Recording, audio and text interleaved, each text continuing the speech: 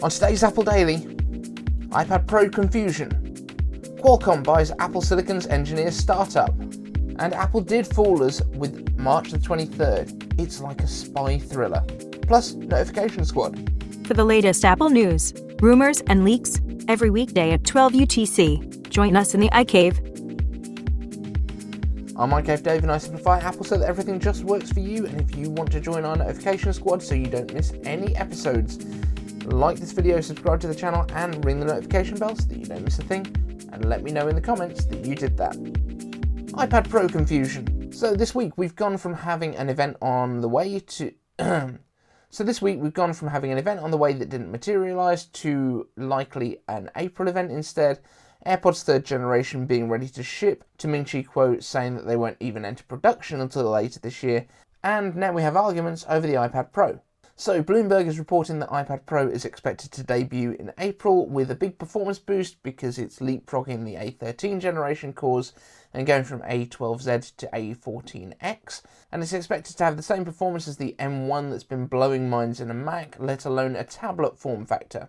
Now, as I've said before, I'm pretty confident that for the economies of scale that Apple needs, the A14X and the M1 will be the same physical silicon, but possibly with firmware that repurposes or disables specific parts of the chips, or with the iPads getting binned chips that had specific issues with manufacturing that won't affect the operation for iPad. Beyond the new SoC, we're also expecting Thunderbolt to come to iPad for the first time, because it's in M1, as well as 5G chips from Qualcomm for mobile data and Mini LED, although it might only well be the larger 12.9-inch version that gets this particular update. So will we actually even see the 11-inch get updated? Reports are mixed on that one, but where Mini LED happens, you will get better local dimming, better colour reproduction, and better contrast ratios. And yet, even though it's expected to launch in April, Ming Chi Kuo is now reporting that mass production won't begin until mid to late April,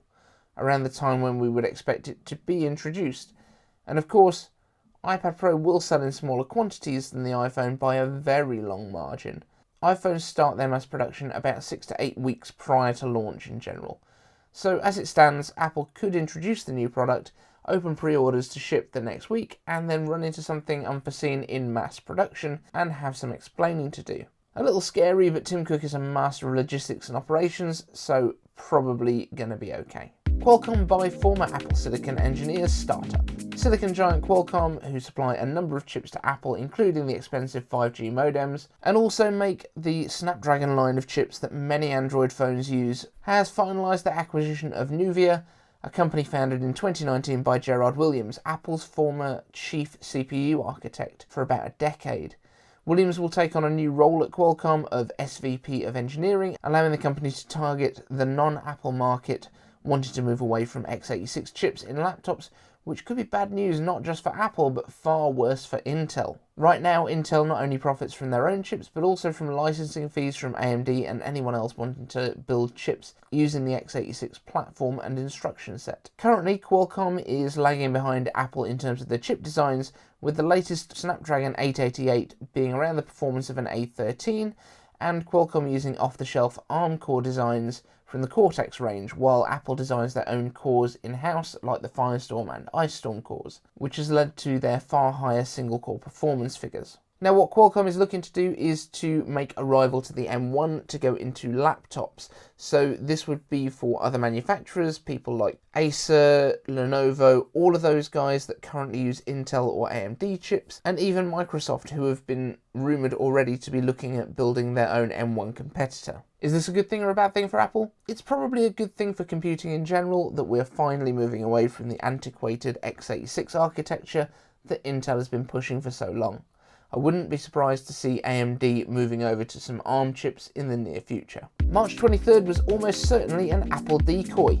According to soon-to-be eyebrow-free leaker John Prosser, who opened up about what happened behind the scenes of the lack of event invites, it's almost certain that Apple was baiting some internal leakers with the March 23rd event, which could mean a few things going forward. First, it seems that Apple only gave the date to a certain number of staffers, presumably a proportion of those suspected of being in touch with leakers on the outside.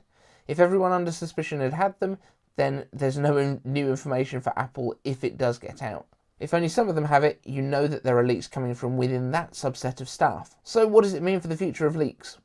Well, it might mean that they're fewer and further between, not because anyone's being caught, but because they may be more concerned about being caught and know that they're under suspicion if they were given these dates. There may be an abundance of caution even in the others who know that it's now being clamped down on, so we might be doing a bit more guesswork in the near future and might have some more surprises at the events. But of course we do like spoilers too, and according to John Prosser, who apparently had one source that was indicating April, who we discounted because the others had all said March the 23rd, the event will be a pre-recorded style that we're now used to, with details of AirTags and a 10.2-inch iPad refresh, possibly up to that 10.5-inch model that we'd expected. But interestingly, he mentioned only a slim chance of AirPods 3, which I personally thought would be more likely to be a press release, and also the new iPad Pro, which we'd all thought was a certain headliner. So there is of course a possibility that that's been pushed back because of these production delays that we talked about earlier in this video. So we could also be assuming that the Mac stuff that we thought would have come in April with M1X is now being pushed to May, or even, if it happens to be early in the month, June's WWDC. Now, we should be getting WWDC invites really soon, so let me know what you think. And for the notification squad, we have a couple of new members again, Not the Real Time Works and Christopher Gavin. Thank you both so much for joining.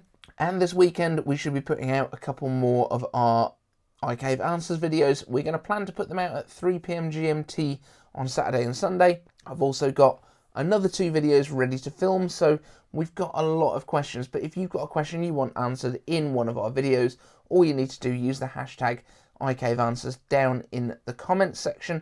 And if you want to join the notification squad, subscribe to the channel, ring the bell, and use hashtag notification squad down in the comments so that I know who to shout out. Also, I was told that I looked super green yesterday in the video, so that's not happening today. And we're going to use the footage straight out of the camera today. I want you to let me know how you think this video looks, because I'm not going to do any colour correction. I'm just going to leave it as it is. Laziness may be the best policy, but I have changed a couple of lights to see if that helps too. And you may also be able to see just over my shoulder here, this is our current subscriber count going on. I really want to hit 5,000 before the end of the weekend. I think that's very feasible. I think we could hit it on Friday. I might even wake up to it before this show goes out. That would be fabulous. But let's get that to 5k, and then we need to get it all the way up to 10k so we can beat Jai at Tech Hyped. And also, I did do a podcast with Jai over the weekend, so you can go and check that out on his channels. I will leave a link to the video up here.